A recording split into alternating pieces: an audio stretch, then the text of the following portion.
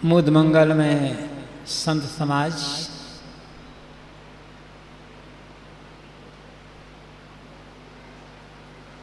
धर्म प्रेमी सज्जनों, श्रद्धा मूर्ति देवियों,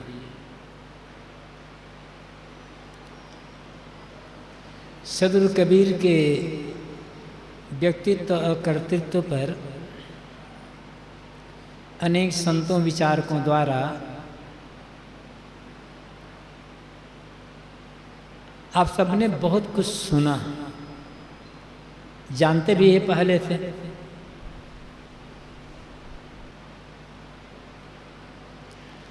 कबीर साहब का व्यक्तित्व इतना महान है कि उस पर जितना भी कहा जाए कम ही है।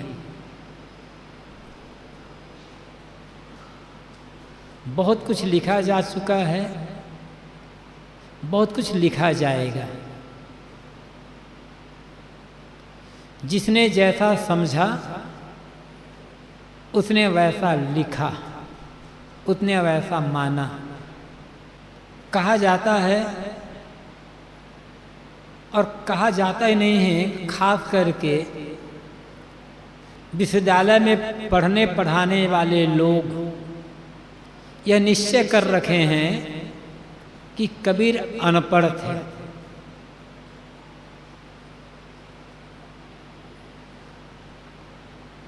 और बहुतों ने यह भी लिखा है कि कबीर की वाणी अटपटी है, समझ में आने वाली नहीं है। समझ में आने वाली नहीं है या आपकी समझ ही से ही नहीं है। आप में समझने की शक्ति ही नहीं है, जिसके कारण आप कबीर की वाणी को समझ नहीं रहे हैं। कबीर ने लिखा नहीं है, कहा है। और ज्यादातर आम जनता के बीच कहा है, सामान्य लोगों के बीच कहा है। क्या कारण है जिस बात को, जिस वाणी को आम जनता समझ रही है, उस बात को विश्वविद्यालय में पढ़ने और पढ़ाने वाले लोग नहीं समझ पा रहे हैं? गलती किसकी है? कबीर की गलती है कि आपकी गलती है? आप समझने को तैयार नहीं है। पहले बात, समझने को तैयार हो जाएं तो कबीर की बात समझ में आ जाएगी। कुछ बातें हो सकती है जो आपकी समझ में ना आए, लेकिन पूरी की पूरी बात समझ में ना आए। आपका पांडित्य का अहंकार आपको कबीर को समझने से रोक रहा है। और जब तक ये पांडित्य का अहंकार दूर नहीं करेंगे, कबीर के पास आप नहीं जा सकते, कबीर को नहीं समझ सकते। कबीर के बारे में लिख सकते हैं, कबीर के बारे में लिख करके आप पीएचडी की डिग्री हासिल कर सकते हैं, लेकिन कबीर को समझ नहीं सकते जब तक पांडित्य का अहंकार दूर नहीं होगा। आज भी जाएं देहातों में, लोग झूम झूम करके कबीर के भजन गाते हैं और मस्ती से आनंद लेते हैं। वे गाने वाले लोग पढ़े लिखे नहीं हैं, शहर में रहने वाले नहीं हैं, देहात में रहने वाले लोग हैं, सामान्य लोग हैं। वे लोग झूम झूम करके गा रहे हैं, समझ ले रहे हैं और आनंद ले रहे हैं, और आप कहते हो कि कबीर की बात समझ में नहीं आती। दोष किसका है? इस पर गंभीरता से विचार करने की आवश्यकता है। कुछ लोग ये कहते हैं कबीर ने बातें तो बड़ी अच्छी की है, बहुत चुटीली बातें की है। उन्होंने हिंदुओं की गलती के लिए, मुसलमानों की गलती के लिए, सबकी गलती के लिए सबको फटकारा है, परंतु ये समझ में नहीं आता कि कबीर कौन थे। हिंदू थे कि मुसलमान थे, उनका धर्म क्या था, ये समझ में नहीं आता। यदि आप अपने धर्म को समझ लें तो कबीर के धर्म को समझ सकते हैं। क्या आप अपने धर्म को समझते हैं? धर्म के ही समझ नहीं लोगों के पास, तो कबीर के धर्म को समझेंगे कैसे? पहली बात,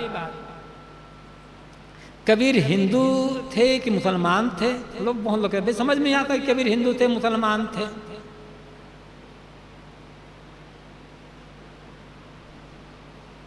हिंदू मुसलमान के चश्मे से देखेंगे तो कबीर समझ में नहीं आएंगे। कबीर ने अपने को न हिंदू कहा है न मुसलमान कहा है। वे तो कहते हैं हिंदू कहो तो मैं नहीं, मुसलमान भी नाय, 5 तत्व का पुतरा गैबी खेले माए। मैं हिंदू नहीं हूं, हिंदू कहो तो मैं हिंदू नहीं हूं, मुसलमान कहो तो मैं मुसलमान भी नहीं हूं।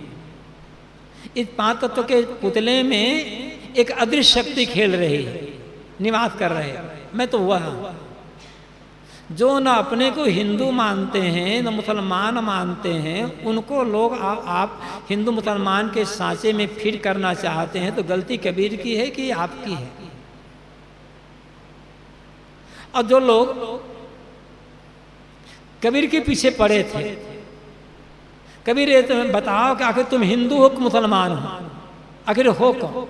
दोनों की गलती की बात कहते हो, दोनों को फटकारते, दोनों की बुराइयां बताते हो।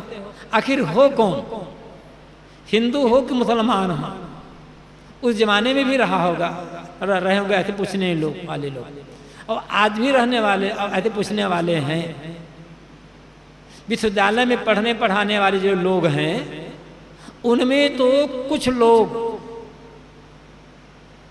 पहले से निश्चय कर लेते हैं कि कबीर को हमें हिंदू सिद्ध करना है। अब फिर अनेक कहानियां करते चले जाते हैं। विश्वविद्यालय के पढ़ने पढ़ाने वाले लोग ये मानते हैं भाई कि कबीर चमत्कार पर विश्वास नहीं करते, कबीर धार्मिक पाखंड के विरोधी हैं। लेकिन ऐसा लिखने वाले लोग जब कबीर को हिंदू सिद्ध करना चाहते हैं, किसी विधवा ब्राह्मणी की या कुमारी करना सम्मान करते हैं, तब सारे चमत्कार करते चले जाते हैं। जो कबीर जिंदगी भर चमत्कार के विरुद्ध रहे हैं, पाखंड के विरुद्ध रहे हैं, उन्हीं कबीर को हिंदू सिद्ध करने के लिए चमत्कार करते चले जा रहे हैं। कैसा अद्भुत है! तो पहले से मान लिया गया कि कबीर हिंदू हैं। हिंदू के अतिरिक्त इतना बड़ा विद्वान ऐसा कहने वाला कोई हो ही नहीं सकता। जब आपने निश्चय कर लिया है तो जो आपका डिग्री है, जो चाहे सो सिद्ध कर लो। कुछ ऐसे लोग जो इस मानसिकता के हैं, जी जान से कोशिश कर रहे हैं, और पहले भी करते रहे, आज भी कर रहे हैं कि चाहे जैसा हो कबीर हिंदू सिद्ध ना होने पाए, उन्हें तो मुसलमान ही सिद्ध करना है।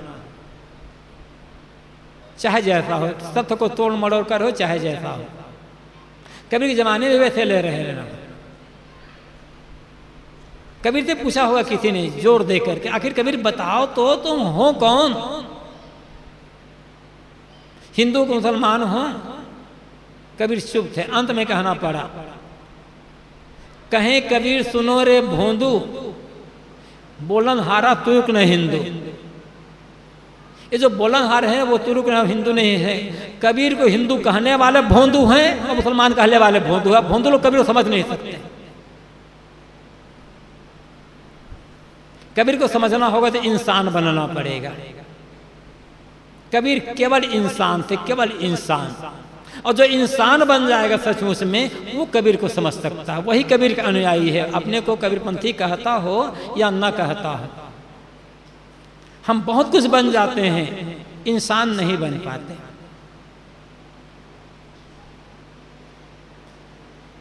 35 साल पहले की घटना होगी।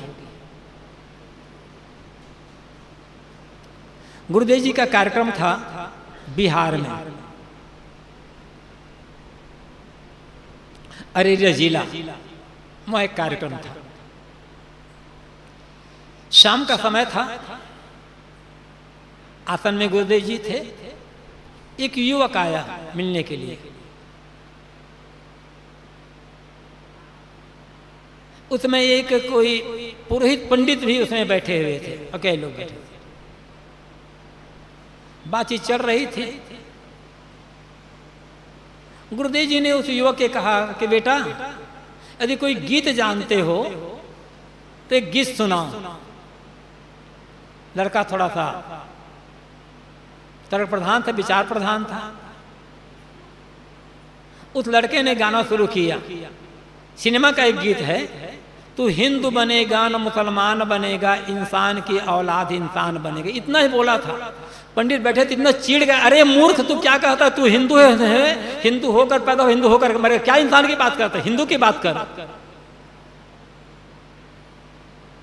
ऐसे लोग भला कबीर को समझ सकेंगे? और कबीर पर लिखने वाले लोग इसी मानसिकता के लोग रहे हैं। वो लोग कबीर के बारे में क्या लिख सकते हैं? ऐसा मैं नहीं कहा था उन्होंने जो लिखा है वो सब का सब गलत ही लिखा है। उनके लिखने में बहुत कुछ सच है,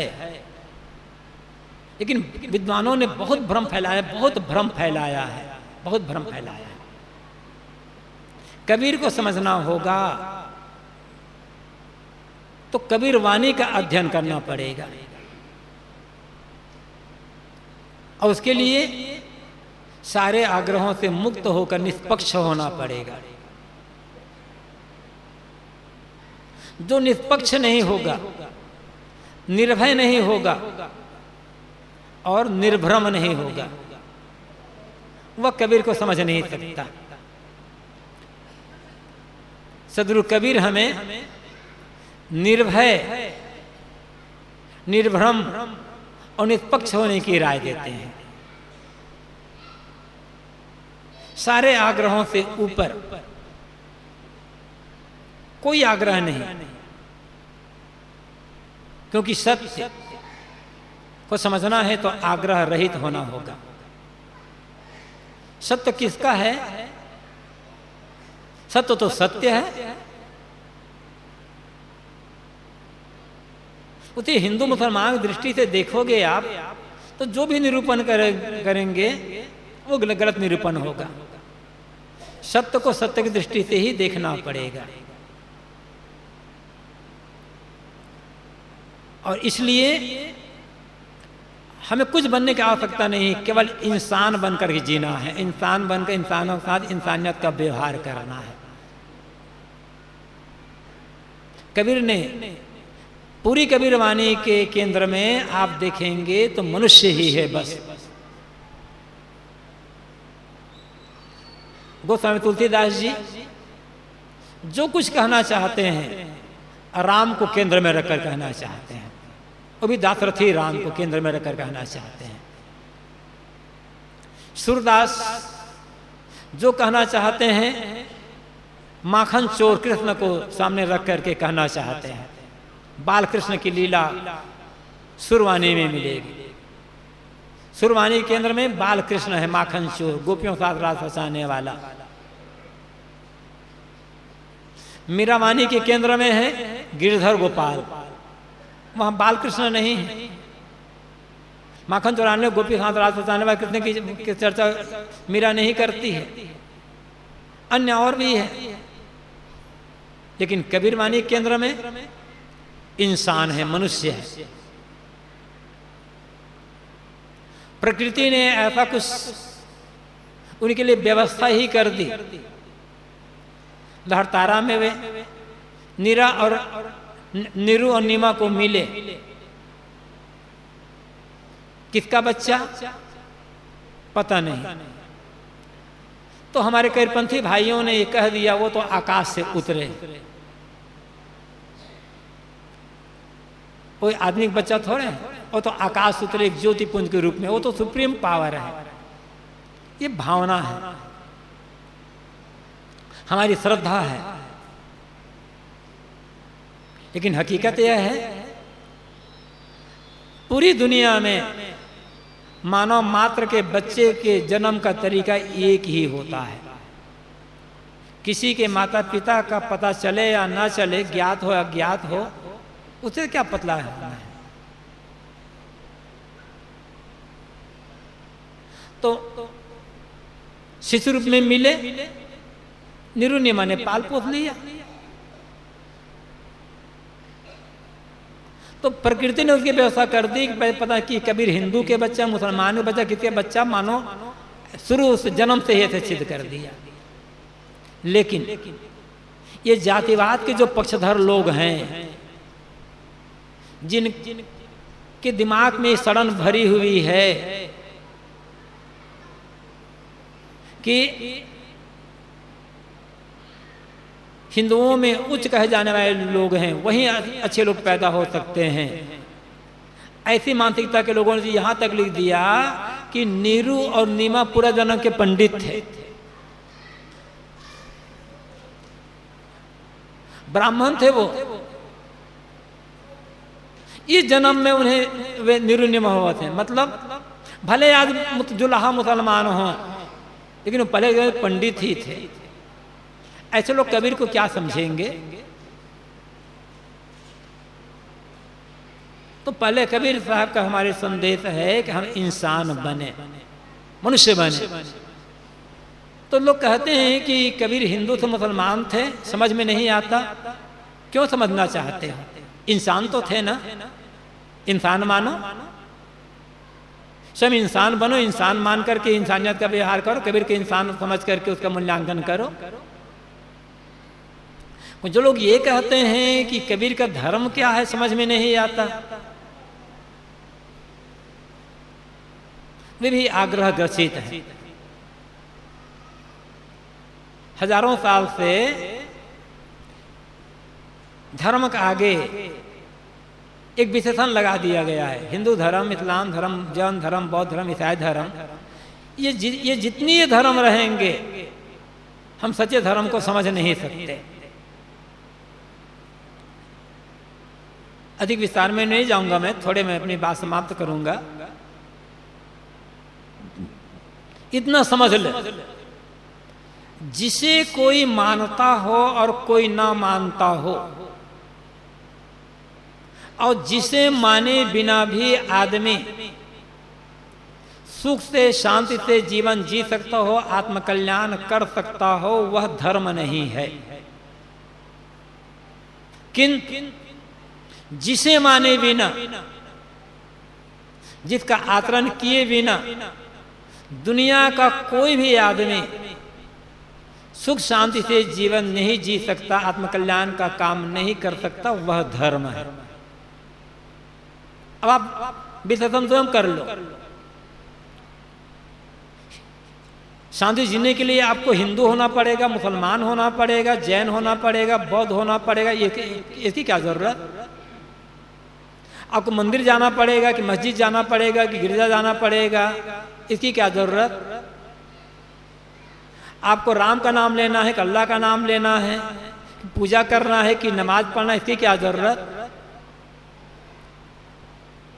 हिंदू, मुसलमान, ईसाई, जैन, बौद्ध, कबीरपंथी बने बिना, मंदिर, मस्जिद, गिरजा, मठ, गुरुद्वारा गए बिना, वेद, कुरान, बाइबिल, जिंदा व्यवस्था का पाठ किए बिना, पूजा और नमाज किए बिना आदमी शांति जीवन जी सकता है यदि वह सद्गुणी है, चरित्रवान है और सदाचारी है। तो इसलिए सदाचार धर्म है। लेकिन हमने धर्म को कर्मकांडों में जोड़ दिया है, मान्यताओं में जोड़ दिया, मंदिर मस्जिद से जोड़ दिया, और यहां तक कह दिया गया कि जो हमारे अनुसार पूजा नहीं करता, हमारी मान्यताओं पर विश्वास नहीं करता, हमारे महापुरुष को भगवान अवतार नहीं मानता, हमारा धर्मग्रंथ ईश्वरीय वाणी नहीं मानता, वो धार्मिक नहीं है। ये तो आपकी मान्यता है। और मान्यता को आप थोपना चाहते हैं। उदाहरण के लिए मैं कहना चाहूँगा, अभी धर्मदास जी गोस्वामी की बात कह रहे थे कि तो निश्चित है कि सदगुरु कबीर की जो पंक्ति है, दशरथ सुत लोक ही जाना, राम नाम का है मर्म है आना, ये पंक्ति को जब जब गोस्वामी जी याद करते रहे होंगे, वो एकदम बेचैन हो जाते रहे होंगे। पूरा मानस इसी पंक्ति का उत्तर देने के लिए उन्होंने लिखा है, लेकिन उत्तर दे थोड़े पाए हैं। गाली तो दे दिए हैं, गाली देना अलग बात है, उत्तर देना अलग बात है।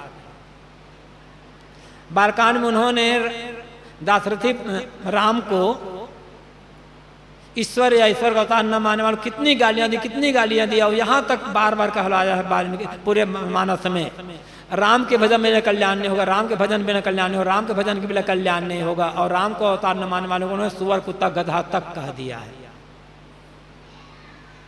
पानी पी पी कर गाली दिया है गोस्वामी जी ने। लेकिन वही गोस्वामी जी जब धर्म की बात कहना हुआ तब राम नाम को भूल गए। ये नहीं कह सके कि राम नाम जपना या राम की पूजा करना धर्म है। उन्होंने गोस्वामी जी पूछा, गोस्वामी जी आप धर्म की बात कहते हो तो आखिर धर्म क्या है? तो क्या बताते हैं वो? धर्म न दूसर सत्य समाना, आगम निगम पुराण बखाना। इस दुनिया में सत्य के समान कोई धर्म नहीं है। और सत्य किसका है? हिंदू का, मुसलमान का, जैन बौद्ध का।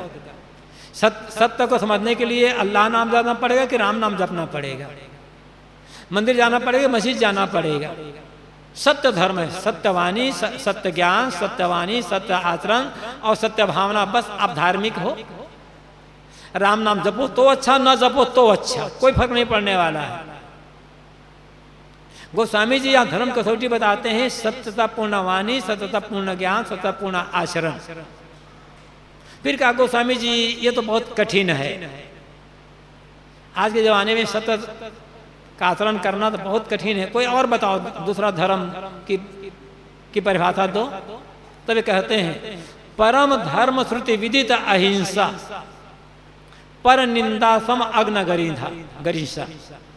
श्रुतियों में कहा गया है कि अहिंसा परम धर्म है। अहिंसा मतलब मन वाणी कर्म से किसी को चोट न पहुंचाना, तन से, मन से, वचन से किसी को भी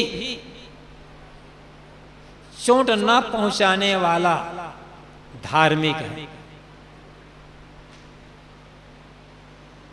और ऐसे जो तन मन वाणी वचन से किसी को चोट नहीं पहुंचाते, ऐसे संत को, ऐसे व्यक्ति को गोस्वामी जी कहते हैं वो राम के बराबर है। तन कृत, मन कृत, वचन कृत, काहू दूसत नाई, तुलसी ऐसे संतजन राम रूप जगमाई। ये धर्म की परिभाषा उनकी है। कहा राम नाम नहीं कहते।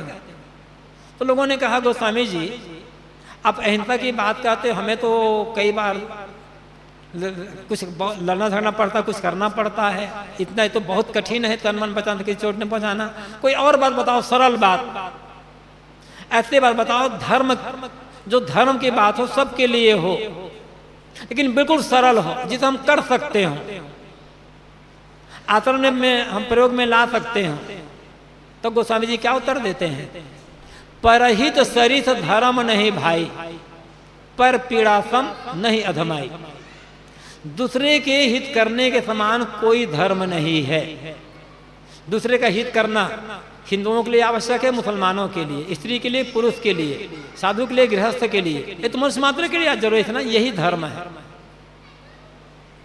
और कबीर साहब इसी धर्म के मानने वाले थे। मैं रो यह जगत को मोको रोवे न कोई। जो पूरी दुनिया के कल्याण के लिए रो रहा हो, उससे बड़ा धार्मिक और क्या होगा? जो प्रेम का पाठ पढ़ाने वाला है, उससे बड़ा धार्मिक और कौन होगा? कबीर हमें सच्चे धर्म की बात बताते हैं, झूठे धर्म की बात नहीं बताते। हिंदू धर्म, मुसलमान धर्म, ईसाई धर्म, बौद्ध धर्म, जैन धर्म, यहूदी धर्म, ये सब झूठे धर्म है। अब धर्म है भी नहीं।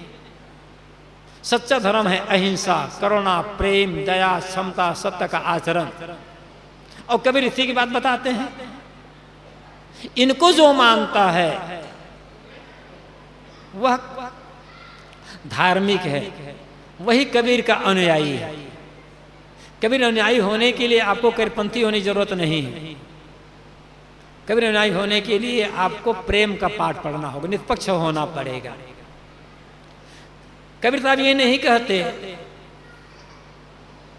कि तुम मेरा भगत होना चाहते हो, तुम्हें कंठी पहनना पड़ेगा, माला पहनना पड़ेगा, ये पहनना, ठीक है पहनते हो, अच्छी बात है, एक वेश है, एक चिन्ह है, इससे हम अपने गुरु की याद होती है, श्रद्धा बढ़ती है, हम किसी गुरु से जुड़ते हैं, वो बात अलग है। लेकिन उन्होंने ये नहीं कहा कि मेरी वाणी को जो पाठ करेगा वो मेरा अनुयायी होगा। वे क्या कहते हैं, कहीं कबीर सोई जन मेरा जो घर की रारी निवेरे। जिस आदमी ने अपने अंतःकरण रूपी घर के झगड़े को मिटा दिया है वो मेरा अनुयायी है। हमारे हृदय में झगड़ा मचा हुआ है, राग का, द्वेष का, मोह का, बैर का, ईर्ष्या का, नाना विकारों का द्वंद्व चल रहा है, वासनाओं का द्वंद्व चल रहा है। इस द्वंद्व को जितने मिटा दिया तो आप कहते हैं वो कबीर अनुयायी है, वो कबीरपंथी है। इसके लिए आप जो मानते हो मानो, आपकी मर्जी। फिर वे भी कहते हैं निर्छिर का करे निवेरा, कहीं कबीर सोई जन मेरा। जो निर्छिर का निर्णय करता है वह मेरा अनुयायी है। सच और झूठ की परख करता है, परख करके झूठ को छोड़कर सत्य को ग्रहण कर लेता है, वो कबीर का अनुयायी है, वो कबीरपंथी, वो धार्मिक है। तो कबीर का धर्म क्या धर्म है? कबीर का धर्म है इंसान का धर्म। कबीर का धर्म है सत्य का धर्म, प्रेम का धर्म। धर्म की जहां भी परिभाषा दी गई है वहां सद्गुण, सदाचार, शुभ कर्म की ही परिभाषा मिलेगी आपको। वहां हिंदू, मुसलमान, ईसाई, यहूदी, बौद्ध, जैन, स्त्री, पुरुष, साधु, गृहस्थ की बात नहीं है। सरल परिभाषा हम धर्म की समझना चाहें तो पंचतंत्र में कहा गया है, श्रुताम धर्म सर्वस्वम श्रुत्वा चैवावधार्यताम आत्मना प्रतिकूलानि परेशान न समाचरे। जो हमारे प्रतिकूल हो, जो व्यवहार हम अपने लिए नहीं चाहते, वह व्यवहार दूसरों के साथ न करना, ये धर्मों का सार है, ये सच्चा धर्म है। हम पीड़ा नहीं चाहते, दूसरे को पीड़ा न पहुंचाएं। हम दुख नहीं चाहते, दूसरे को दुख न पहुंचाए, बस धर्म हो गया। कबीर साहब इससे आगे बढ़कर कहते हैं, कोई तुम्हें दुख पहुंचाता है उसको तो तुम दुख पहुंचाओ ही मत। कोई तुम्हारी बुराई करता है, निंदा करता है, उसकी तुम बुराई निंदा तो करो ही मत। किंतु क्या कहते हैं, जो तो को कांटा बोवे ताही बोए तो फूल।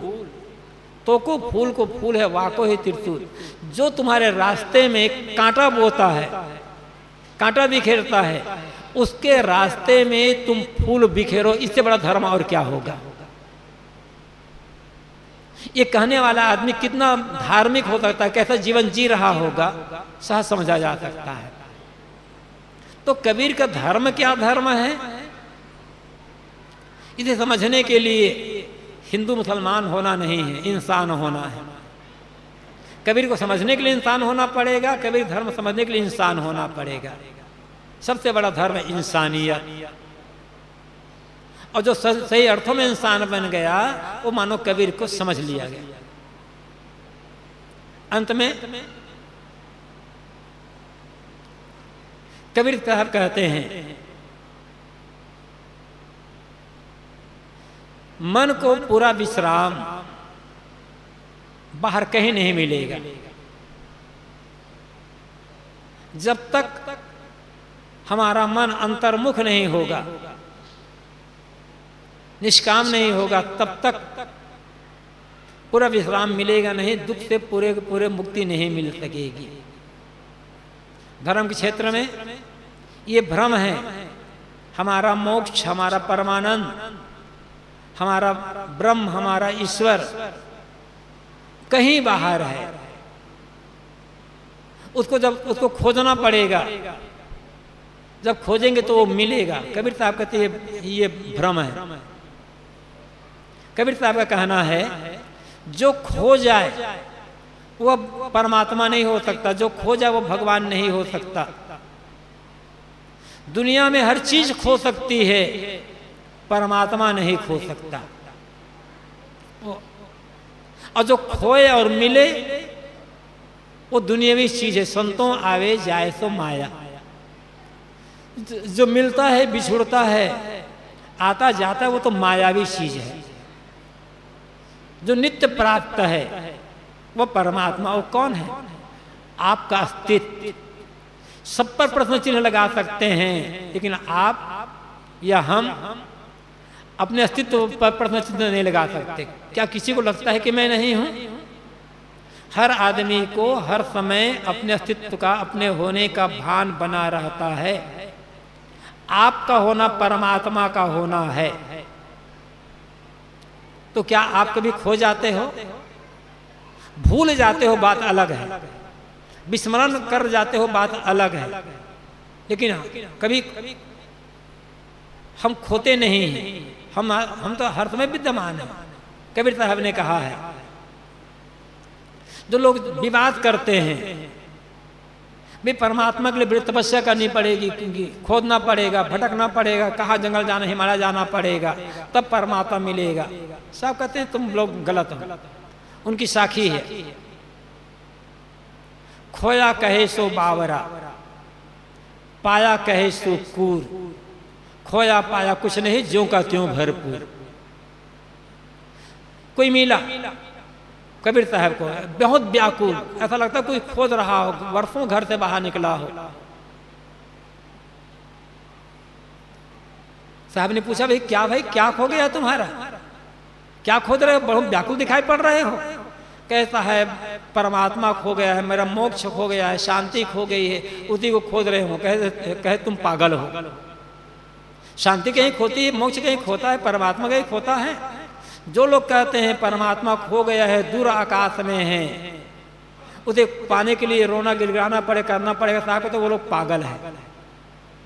दूसरे लोग आ गए बड़े प्रसन्न, कहा साहब मैंने बड़ी साधना की, बड़ा त्याग किया, बड़ी तपस्या की, बहुत भक्ति की, तो इतना करने के पश्चात मुझे परमात्मा मिल गया। साहब कहते थे तुम मूर्ख आदमी हो, खोया ही नहीं था, मिलेगा कहाँ? पाया कहे सो कूर। तुम मूर्ख आदमी हो, खोया ही नहीं था तो मिलेगा कहाँ से? खोया पाया कुछ नहीं, ज्यों का त्यों भरपूर। न खोया है न पाया, ज्यों का त्यों।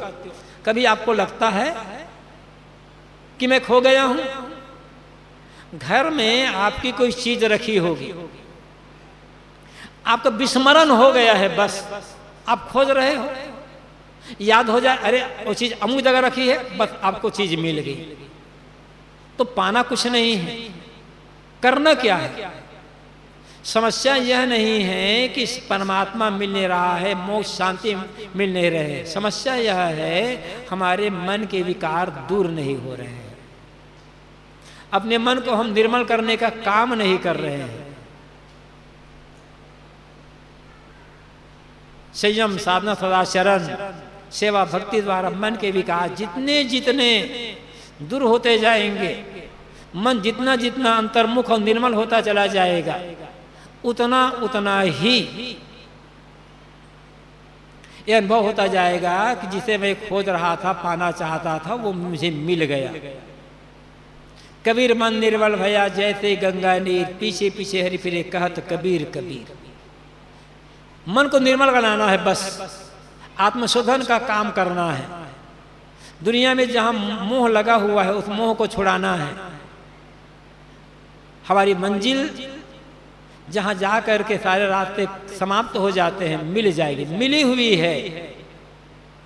भटकाव है बाहर, भटकाव बंद कर दे। मृगा की नाभि कस्तूरी मृग ढूंढे बनवाए, ऐसे घट घट राह में दुनिया जातना था।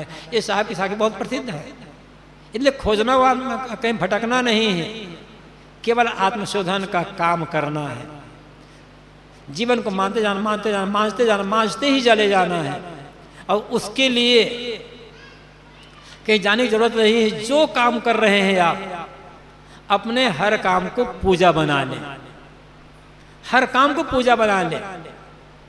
भोजन बनाना, झाड़ू लगाना, बर्तन मारना, कपड़े धोना, खेत में, खलिहान में, दफ्तर में, कारखाना में काम करना, दुकान में सौदा लेना बेचना, जो भी काम, जो आदमी जहां है वहां अपने हर काम को पूजा बना ले। पवित्र भावना से करे, निर्मल भावना से करे, विकारी भावना से ना करे, सेवा की भावना से करे। तो वही काम करते करते मन आपका मनसा चला जाएगा। अब तब देखेंगे कि जीवन का सच्चा आनंद कैसे मिल रहा है। साहब की सीख इसी के लिए है, भटकना नहीं है।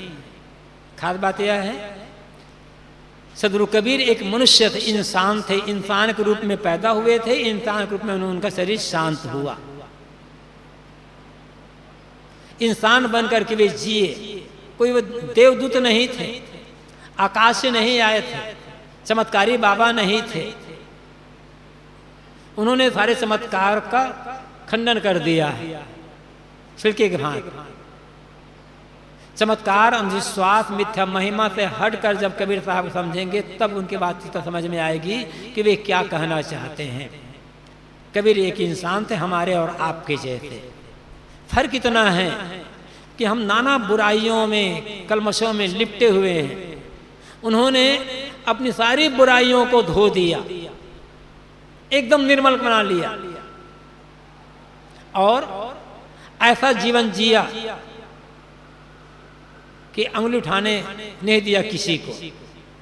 दुनिया में एक से एक बड़े संत हुए हैं, एक से एक बड़े संत हुए हैं, बड़े त्यागी, बड़े वैराग्यवान, बड़े ज्ञानी, बड़े विद्वान, पता नहीं क्या क्या संत हुए हैं।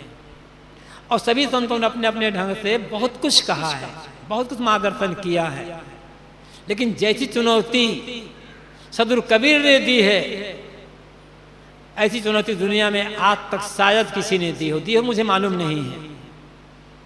उन्होंने सबको चुनौती, सबको चुनौती दी, सबको चुनौती दी है। अब काशी के चौराहे पर खड़े होकर डंके की चोट पर कहा, सो चादर सुर नर मुनि ओढ़ी, ओढ़ के मैली किनी चदरिया, दास कबीर जतन से ओढ़ी जो की तो धरदीनी चदरिया। ऐसा किसी ने नहीं कहा दुनिया में आज तक, किसी हिम्मत ही नहीं हुई कहने की। क्यों? उन्होंने अपने को पूरी तरह से मान लिया था, एकदम निर्मल बना लिया था। ऐसा निर्मल जो बना सकता है वही खरी बात कह सकता है। उसे किसी का डर होगा नहीं। आवश्यकता है हमें अपने जीवन को मांझने की, परिमार्जित करने की, परिशोधित करने की। जितना जितना हम अपने जीवन को मानते जाएंगे, निर्दोष बनाते जाएंगे, निर्मल बनाते जाएंगे, उतना उतना हम कबीर के निकट पहुंचते चले जाएंगे और तब कबीर को समझ पाएंगे। यदि हम हर वर्ष अपने एक एक दोस्त को छोड़ते चले जाएं और एक एक सद्गुणों का आचरण करते चले जाएं तो हमारा कबीर जयंती मनाना सार्थक हो जाएगा। कबीर प्रति श्रद्धांजलि का अर्थ है जैसा उन्होंने निष्पक्ष जीवन जिया, सब जगह से सार ग्रहण किया और अपने आप को पूरी तरह से मांझ लिया, ऐसे हम भी निष्पक्ष बन करके सबको आदर देते हुए सब जगह से सार ग्रहण, असार को छोड़ते सार को ग्रहण करें और ग्रहण करते अपने जीवन को मानते जाएं, मांझते चले जाएं। ये उनके प्रति श्रद्धांजलि होगी और यही कबीर जयंती मनाने की सार्थकता होगी। बहुत देर से आप लोग बैठे हुए हैं, आप लोगों ने मेरी बातों ध्यान से सुना, बहुत बहुत आप सबके प्रति आभार। अपनी वाणी को यहीं पर विराम की जय। हमारे संस्थान के श्री साहेब जी आकर के अपनी कुछ बातें रखेंगे 2 मिनट में, तत्पश्चात फिर गुरु पूजा का कार्यक्रम।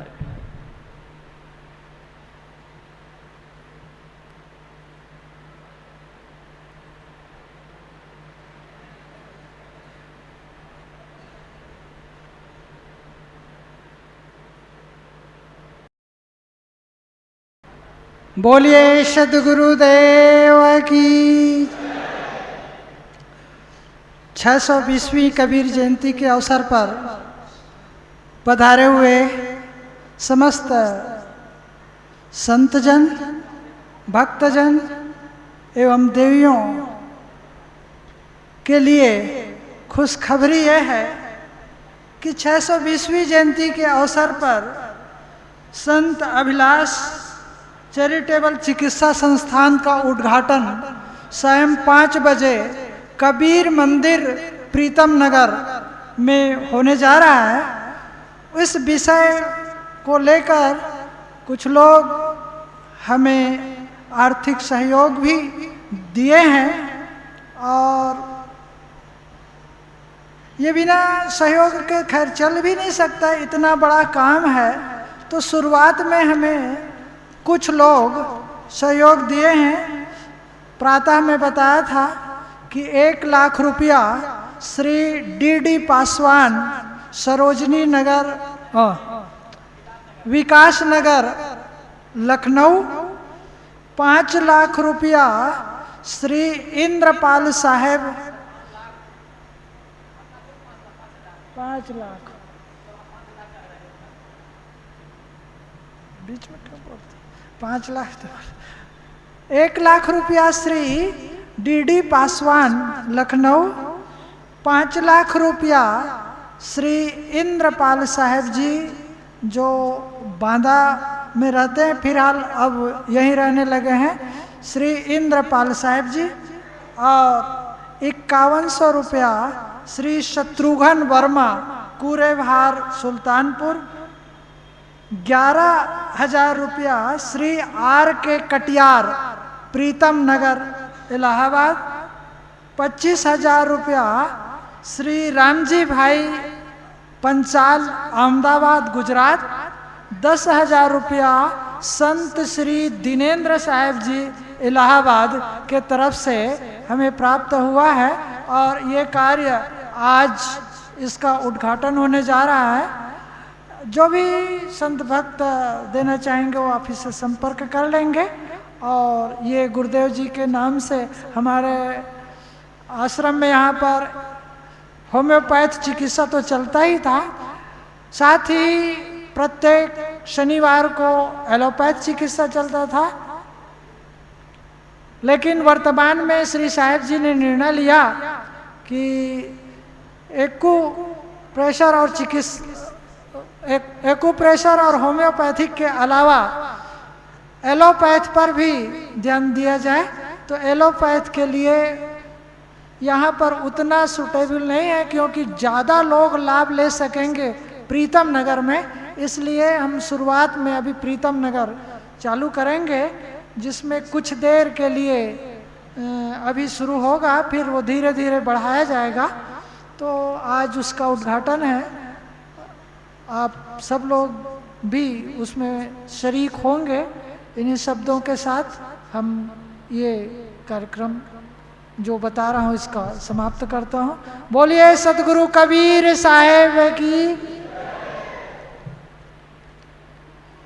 अभी पूज्य श्री साहेब जी एवं संतों की पूजा होगी, आरती होगी, उसके पश्चात यह कार्यक्रम संपन्न होगा। आरती पूजा के पश्चात भोजन का कार्यक्रम है और विश्राम करेंगे। तत्पश्चात प्रीतम नगर में कार्यक्रम है।